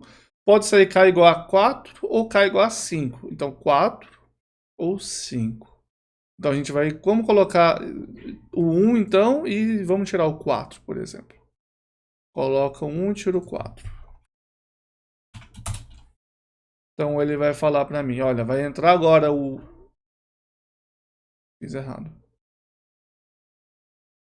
Não é aqui que entra o J, é dentro desse for. Não pode ser assim. Então, vamos lá. Bom, pode entrar o J igual a 2 e sai o 3. Inclusive, eu posso fazer isso aqui. Agora eu fiquei empolgado para fazer isso. Pode ser J igual a J para K igual a K. Ok, inclusive vamos colocar um left right arrow. É desnecessário, mas eu me divirto. Então eu posso pegar o 2 e trocar com o 3 ou o 4 com o 5. Eu estava no ponto errado antes aqui. Volto o 4. Então eu posso trocar o 1 com o 5 ou o 2 com o 4. Então esse é o problema, né? Se eu estou saindo daqui para cá, obviamente não é a mesma J. Então eu vou fazer isso, 2 com 4. Tiro o 4 e entro o 2. Tiro o 4 e entro o 2. Só tem uma opção. Saio o 3 e entro o 1.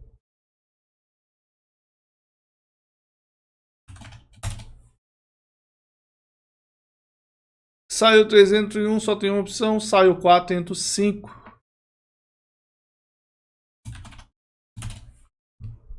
E ele não tem nada de sugestão, nada desenha, porque é a solução. Legal? Então é isso. Essa é a ideia do método, tá, que a gente vai implementar. A gente essencialmente já implementou o método ali. Depois eu vou descrever ele com mais carinho, certo? Eu vou escrever ele inteiro. A gente vai tentar fazer uma implementação com um pouco mais de detalhes, tá? Vocês podem ter percebido que eu estou resolvendo o sistema um monte de vezes. E que eu tenho uma atualização para o X, então não preciso resolver o sistema para o X de novo. Obviamente essa é uma das coisas que a gente precisa se preocupar. Ok? Então espero que você tenha gostado. Eu vou fazer agora, eu acho que só para poder descrever o método inteiro. Então, o método simplex. Para você ter ele completo aí. Então, dado um x0 factível, vamos ignorar os índices, vou fazer sem índice. Dado um x factível, tá? Ele precisa satisfazer a x igual a b e x maior ou igual a 0. Como que eu acho isso? Esse é outro problema. Então você vai primeiro descobrir se a solução é básica ou não. Então a pergunta aqui, SBF é ótima? E aí isso daqui é respondido com a seguinte questão, com a seguinte conta, quer dizer. B transposto Y é C transposto B, você faz essa conta, você calcula o C barra e se o C barra for maior ou igual a 0, enfim. Se não, eu não estou nem escrevendo como algoritmo da maneira perfeita, tá? Isso daqui talvez seja um comentário. Eu acho que eu poderia deixar isso daqui como um comentário. Fazer assim. Isso é um comentário. E eu vou copiar isso daqui e arrastar para cá. Porque essa conta a gente faz independente daquela pergunta, né?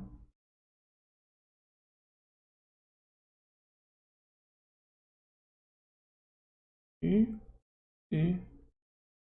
então aqui, se isso. Se não, J, escolha J tal que C barra J é negativo.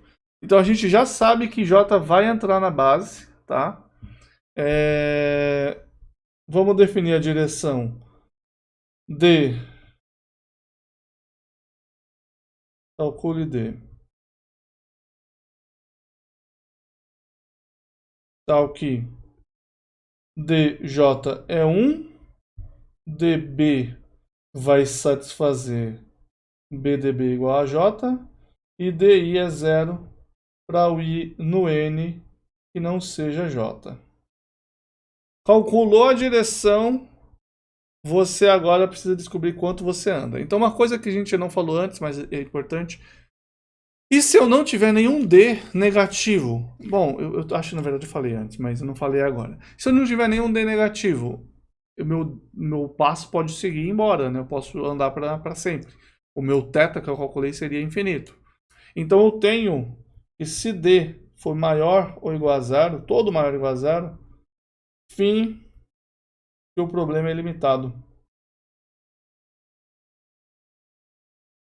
A direção D melhora o valor de função e o problema é ilimitado. Lembrando, se isso acontece num problema prático, em geral a modelagem está errada, tá? Você modelou, o seu chefe falou, preciso disso daqui. Você chega para ele e fala assim, compre infinitos madeiras, sabe? É a madeira. Você fala assim, como é que eu lucro mais? Ele fala, compre infinitas madeiras. Ele vai falar assim, acho que você está me dando a solução errada. Então, é uma questão da modelagem a se preocupar. Se ele não for ilimitado, né, ele tem um D negativo, você escolhe o K, que minimiza o menos xi sobre di, com o i tal que... vou colocar aqui embaixo, minimiza isso daqui, com o i tal que di é negativo. Então pegue o argumento, quer dizer, o índice i, que minimiza isso, calcule o θ igual a menos xk sobre dk, essa coisa horrível é um k, e atualize o passo. Calcule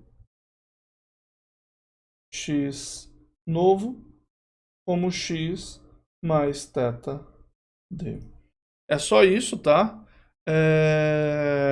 Você, como eu falei, você tem várias opções para essa atualização que você pode deixar explícita ou não. Então aqui, se você quiser explicitar, para a gente relembrar, o xb, ele vai receber o xb mais θdb, não tem muito o que fazer. O xk, que é o cara que está na base, mas está saindo, ele vira 0. O xj, que é o cara que está entrando na base, ele vira θ. E o xi, que é o cara que continua na base, ele continua sendo o xi, que está fora da base, desculpa, mas não é o j, ele continua sendo 0. Beleza? E é isso. Essa é a nossa atualização. Esse é o nosso método simplex, na maneira de escrita bem mais alto nível. Tem vários detalhes de implementação e várias coisas que a gente pode fazer direitinho. Isso vai ser para a próxima aula a gente começar a falar disso daí, ok? Então é isso, espero que você tenha gostado da aula de hoje. Se você gostou, se inscreve, compartilha, dá like, manda no WhatsApp, fala que é fake news para as pessoas comprarem, alguma coisa do tipo. E a gente se vê na próxima aula, se der tudo certo, semana que vem. Um abraço.